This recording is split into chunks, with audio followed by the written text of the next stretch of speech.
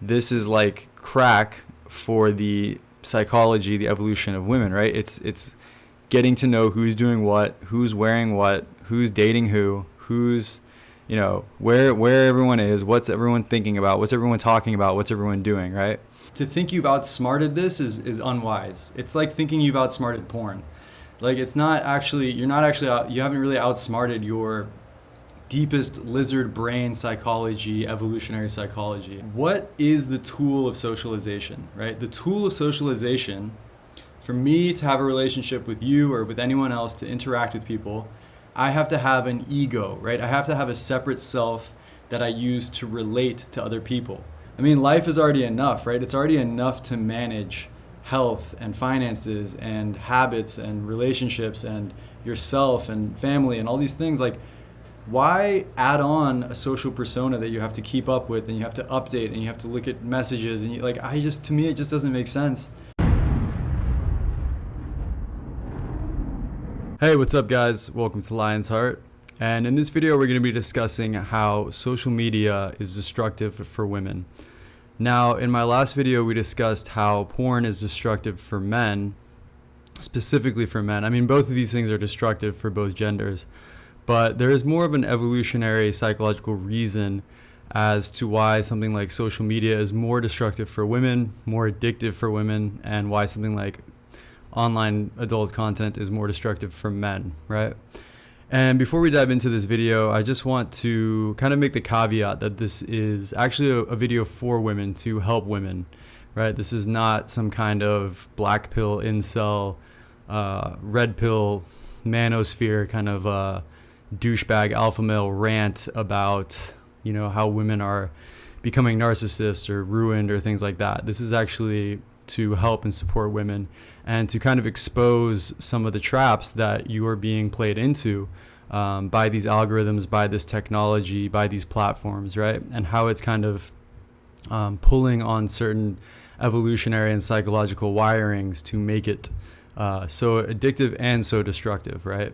So with that caveat, let's dive in. So when we discussed, for example, the porn addiction with men and why porn is so addicting, we really went to an evolutionary psychology kind of standpoint on it. Right? We talked about how in nature, we see that humans are nature. We're equal to nature. We have not mastered nature. We are very much intertwined and part of nature, right? And it's very much in the genes of males to spread the seed as much as possible. It's very much in the genes of males to attract as many mates as possible and to reproduce as much as possible.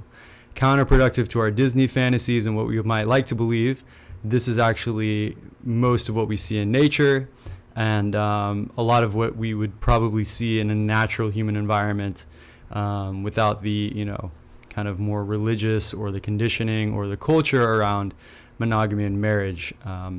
Nothing wrong with those things, but I just think that in nature it's a different story, right? So we still have that wiring in our evolution, in our genes, in our psychology. There's still a part of us that has that wiring, right? And what porn is doing is it's exploiting and enhancing and hyper-stimulating that, which is what makes it so addictive, which is what makes it such a trap, is because it's basically crack for the evolutionary mind. It's basically crack for the evolutionary psychology for men, right? So women are wired a little bit differently, right? They're not as sexually obsessed, we could say. And it's not that women aren't sexual beings. It's not that they're not, very tapped into their intimacy and their sensuality and their sexuality. It's just that for women, it's less of we could say there's less of an urgency there. There's less of a pull, right? There's less of it's less aggressive. I feel like for men that the sexual energy is we need to act on this it's kind of that kind of energy. So for women, it's not the same, and it makes sense evolutionary, because why would women want to just spread their womb with as many potential males as possible? It doesn't really make sense because they're bearing the children, right? So they need to be more strategic about this. It's actually risky to simply have as much sex as possible and have as many partners as possible and spread their genes as much as possible. They actually have to be more kind of selective and wise about this, because choosing the wrong partner could be risky, and you can also get you don't want those genes passed down all of these kinds of things. So for women, actually, there's more of a wiring to be social. For women, that's actually where more of their survival and even their, sexual success comes from, is from socializing, because there's more of a need for community. There's more of a need for social ties and bonds and, congruency within the community and fitting in this way, that when they do bear children, well, also this way, this is how they meet a potential partner, someone to reproduce with, but also when they do bear children, they will have much more support, they'll have much more protection, they'll have much more social ties and bonds, and this helps not only with their survival, but also for the survival of their offspring, right? So for women, it's much more of a social wiring, right? And we see this even today in the real world. Like, women are just much more social overall. They care about it more, they spend more time working on relationships, they spend more time with their friends, they spend more time just caring and tending to relationships. This is a very important pillar for the feminine. And that's beautiful. That's actually a very beautiful thing and very necessary thing. But what's the problem with social media is that this is exploiting that same wiring, right? This is kind of like how porn is like hyper stimulating that same wiring and exploiting that wiring for men. Social media is exploiting and hyper stimulating that same evolutionary wiring for women, right? So this is like crack for the psychology, the evolution of women, right? It's getting to know who's doing what, who's wearing what, who's dating who's where everyone is, what's everyone thinking about, what's everyone talking about, what's everyone doing, right? And this is very deeply intertwined with female psychology, right? So now let's talk about why and how this is destructive. How is this actually destructive for everybody, but specifically for women as well? This, addiction to social media, this addiction to, being online and having this online persona, right? So one, which we already kind of touched on, but it's good to re-bring this up, is that it's addictive, right? It's very addictive. Getting to know who's doing what, who's talking to who, what's happening in the social world, what everybody's wearing, is addictive because of these psychological reasons, right? It takes up a lot of time, it takes up a lot of energy, it takes up a lot of mental space and thought, and it's not exactly the healthiest environment, right? Because what we see, and this is kind of the second pillar, is that what we see in the social media world is a lot of comparison, right? Whether people will admit it or not, there is a ton of comparison happening in that world, right? And that's kind of all it really is. It's kind of this game of like, look what I'm doing, what are you doing? And again, to this evolutionary psychology, it's, are we fitting in? Like, is there a congruence here, right? We're constantly looking, we're very social animals. We really care about fitting in, we really care about belonging, and we're very conformist, whether we'll admit it or not. So we're constantly looking for signals and clues as to, am I fitting in? Where is my value? Where do I stand in the tribe? And am I going to get along with people? Because in times past, and even in times today, this equaled food, resources, protection, shelter, social ties, sexual ties, right? All of these things. So fitting in and getting along with the tribe is not some fun, cute thing. This is actually survival, right? So it allows us to have a little bit more compassion for this social media addiction, because this comes from evolutionary psychology of like surviving in a tribe, right? It's obviously not the same thing, but it's that same kind of playing out of that psychology, right? So that's why we see it being so addictive, and we can come like with the place of compassion, that it's not just this silly little addiction.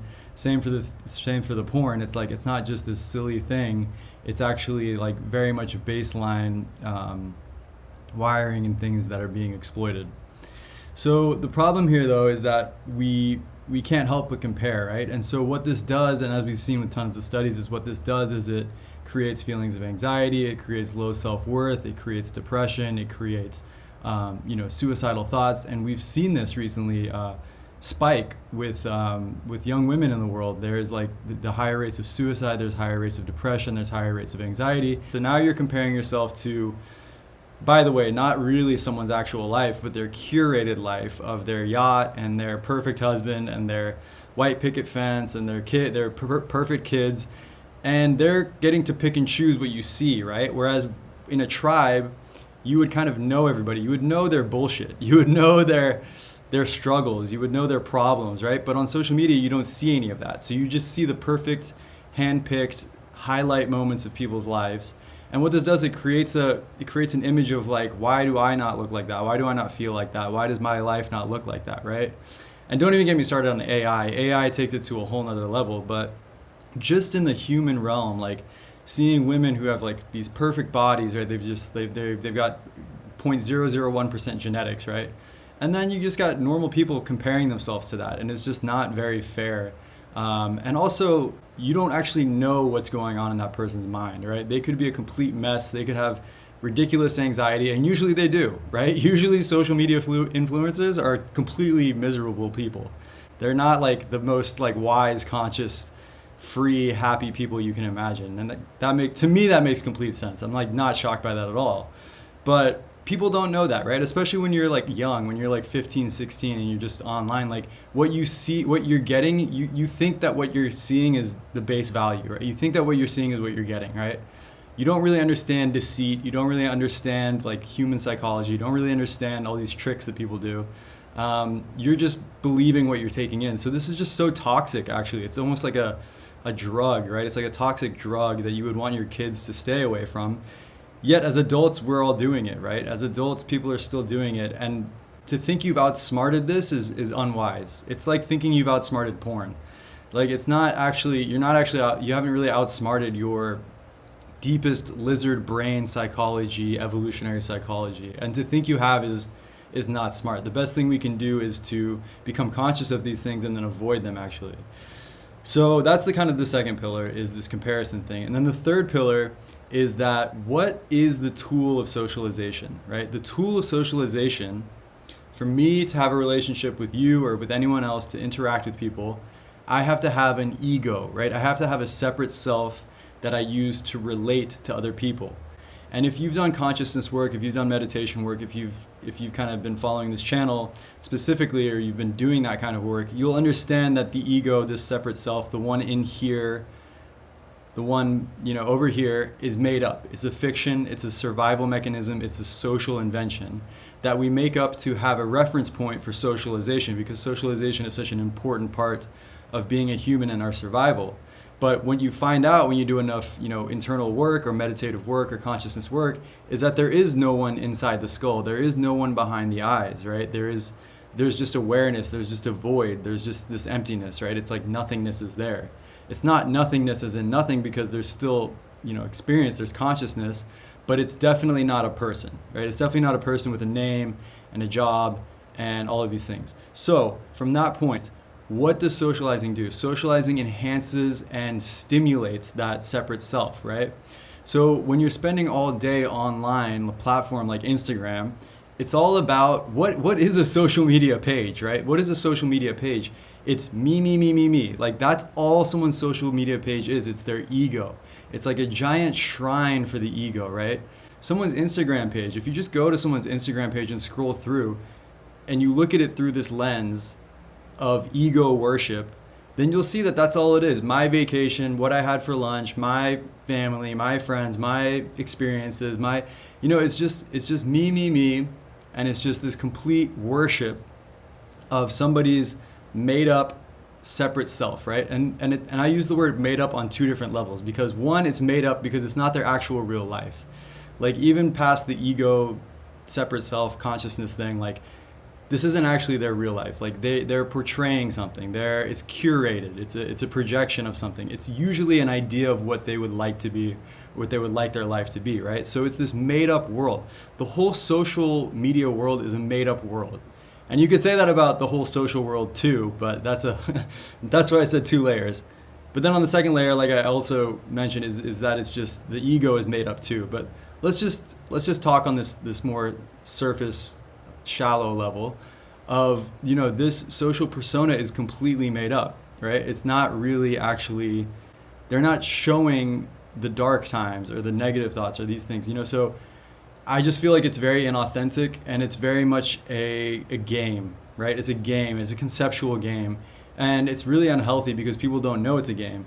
So it creates all these delusions and fantasies and ideas of what people actually are and how they're actually living their life, and what they actually are doing, and even their value, right? Their value in the world, and like how important they are. And that's what social media does, is it amplifies self-importance.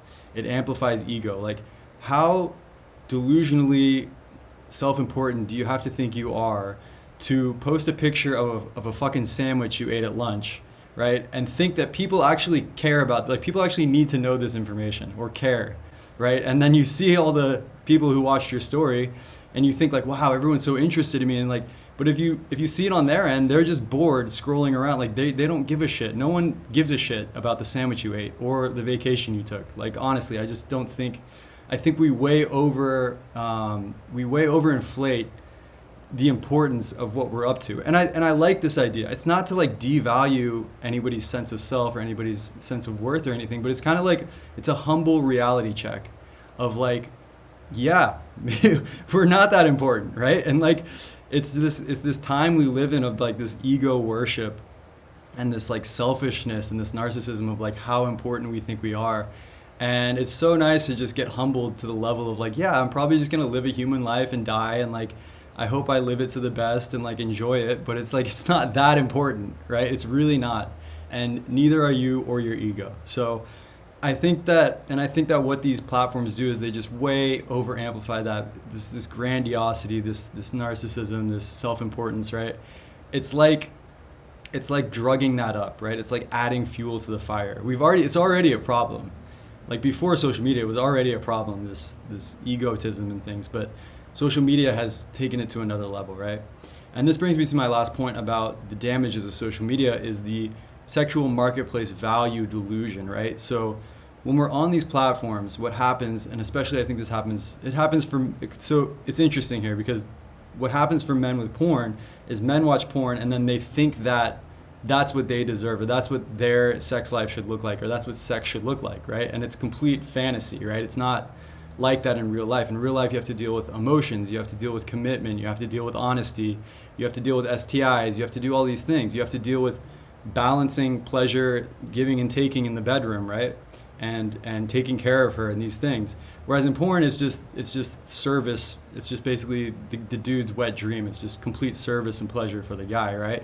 So guys who have no experience with women will think that this is what actual sex is like, right? That they should be out there having 5-somes and 6-somes and all these crazy things, right? And that's completely damaging and toxic for men and their psychology and their dating, right? But the same thing is actually happening for women on social media, because what's happening on social media is that they're seeing all of these like kind of Chad, yacht, 6-pack, whatever dudes, and maybe they're even getting like DMs from these guys or likes on their photos. But what's not happening is that what they're not realizing is that a lot of these guys are just maybe interested in like a sexual opportunity, or just got horny from a picture or something. It's not, I think you're the one. I think you're a woman I want to date. I think you're, this great, perfect person and like so valuable, right? So it creates this delusion in value where like there's just this like expectation of like men and what they should be and what they should provide and what they should bring, right? And the classic thing that guys talk about is like, oh, the 6-pack, 6 figures, 6 foot tall, like the 6 sixes or whatever that is.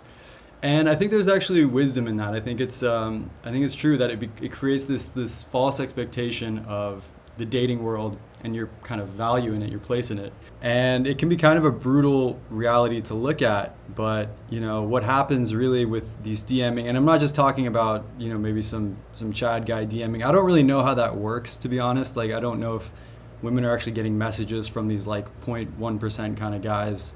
And I don't think that they're actually like 0.1% guys. Like, I don't think that they're at the top of masculinity. I think they're at the top of the social structure that we've built, which is built around money and like a certain kind of status and things like that, which is something, but it's not everything.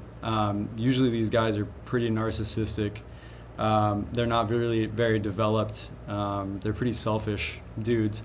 And to me, and that's a whole nother rant, but we'll get there in a second. But I don't know how it actually works. I don't know if like these guys are actually DMing girls so that they think that they're their value in the sexual marketplace is up there, or girls are just seeing them and thinking that that's what they should expect from men. Like that's like the anchor, that's like the standard. But either way, I know that there's tons of dudes, like call them simps, that are DMing, constantly liking, constantly drooling over women and their beach photos and bikini photos.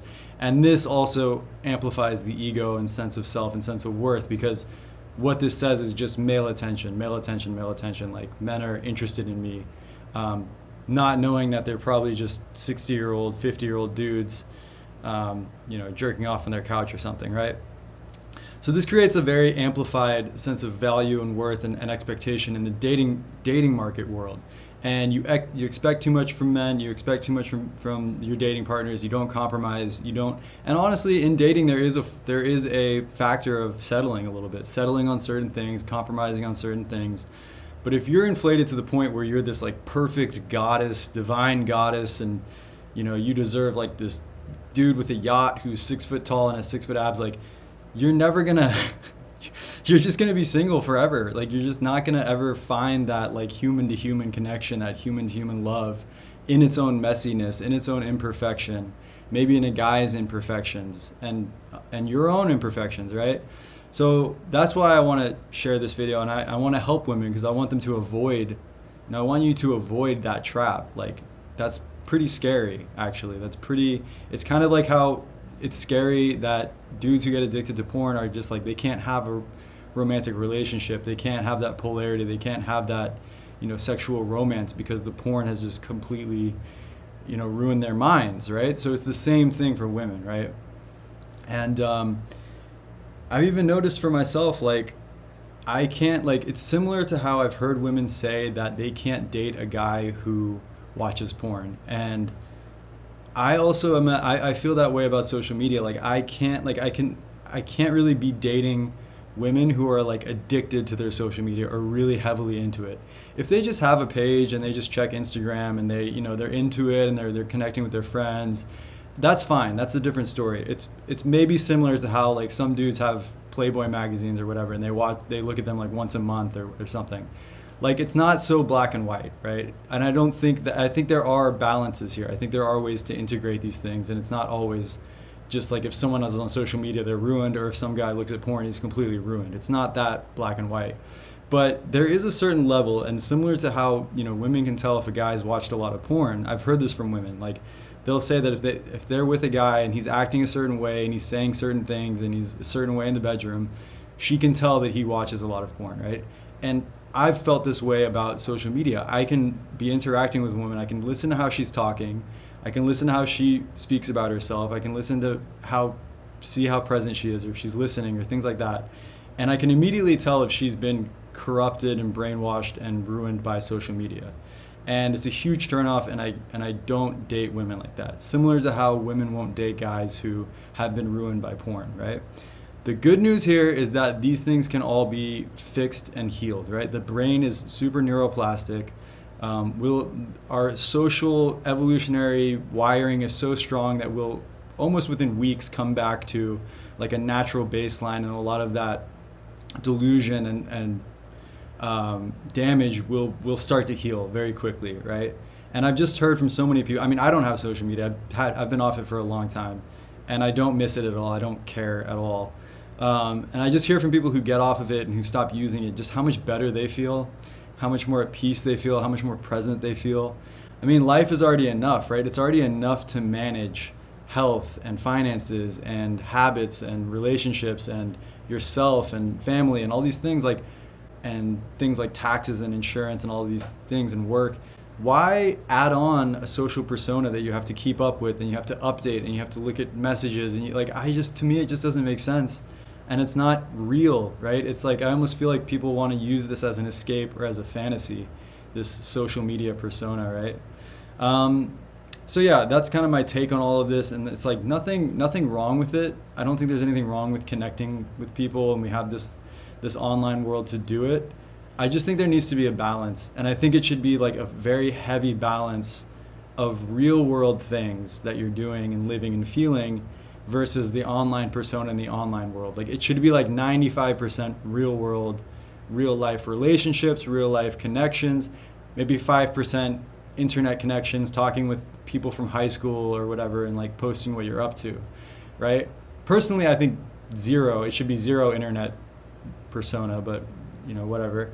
But yeah, that's really my take on it. Is I think that, and I think we should be honest with ourselves about, how are we actually, what are we putting online, and then how are we actually feeling in our real life, in our real world, so that it doesn't become an escape fantasy thing, an escape fantasy world.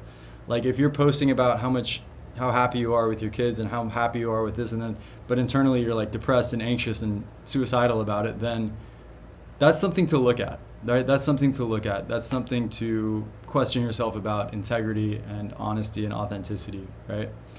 And why does it feel like you have to lie to the world, right? And I also just want to say that this is not just, I kind of made these these titles to kind of point out more of the evolutionary vulnerabilities, you could say. Like porn is very vulnerable for men. Women, it hits on that more social aspect. But these both affect people in generally negatively, and they still hit on the same wirings, right? Like women still have that novelty and that sexual desire and that that excitement that porn gives them, right? And men still have that fitting in and socializing and all of that, those drives as well. It just might be a little bit more for the different sexes. But I don't want to say that this is a woman-only problem, because a lot of men turn into narcissists, and a lot of men are on social media and they've grandiose themselves, and they've got the same problems, right? They're following Instagram models and things like that, right? And I also think there's something about men who are obsessed with their social media pages that's very feminine, right? I look at, and I know a few guys like this, they'll just, their social media page is totally curated.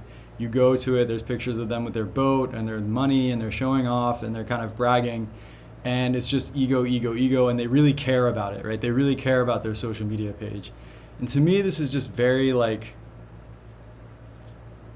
very feminine. This is not the idea of like healthy masculinity, or what a real man should be doing. I don't think a real man really cares about social media, right? I can't see like Ken Wilber or like Sahajananda or Peter Ralston or some of the men I look up to most, or like Ramana Maharshi back in the day, if they had social media, like even having any of these kind of things, right? They would just see right through it. They would see this is just ego. This is just self-inflation. This is patting yourself on the back for nothing, right? And they wouldn't have it, right? They would be more interested in service, in being selfless, in helping others, and doing things that construct and build rather than just promote and inflate yourself, right? And one other last interesting thing, this is kind of just an insight I'd like to share, is that it's kind of interesting how the top male influencers on social media, like Dan Bilzerian, what are they promoting, right? What is one of the main pillars of Dan Bilzerian's life is that he's hypergamous, right? That he's around a bunch of women, right? It's kind of a mind fuck, because it comes back and ties back to the porn thing. So it's like they all kind of feed into each other, right? Because the male's dream is to have like all these women and to have this harem and all of these things, right? On an evolutionary level. I'm not saying on a conscious level, or that some men haven't transcended that or worked through that. But on some level, there is a part of the male mind that wants that, right? That harem. And so it's just funny to me that like the top male influencers on Instagram are like these Dan Bilzerian types that are doing that. And you don't see any female influencers that are famous on Instagram that have like a male harem, like the equivalent of that, like not even close, right? So I just find that interesting. I find that really interesting. So I wanted to share this. I think I'll talk about this topic a lot more, because there's just so much here that I haven't hit as well, and how it's affecting dating and attraction. But I think we could call this a series, right? The first part of the series was how porn destroys men. The second part of the series, how social media destroys women. And I think it's important that we look at how these things play off of each other as well, right? Like how, if it's being destructive for men in these ways and destructive for women in these ways, how it's actually growing us further apart. And this is why you see the results in the dating market, like so many people being single, so many people being sexless, just the inability for men and women to connect as well. People going their own way, things like that. So the evolution of red pill and all of that kind of backlashing against it, and then the whole goddess feminism thing coming up. So Yeah, I just find this really fascinating, and I think it's important that we stay on top of it and we study it and we also protect ourselves from it. And I think both of these things are ultimately harmful. I think both of them are ultimately net negatives. My advice is to just completely delete both of them, but do what works for you. Find your own balance if that's what you need, but please take these thoughts into consideration. And yeah, lots of love, guys. Hope this helped, and talk soon. Peace.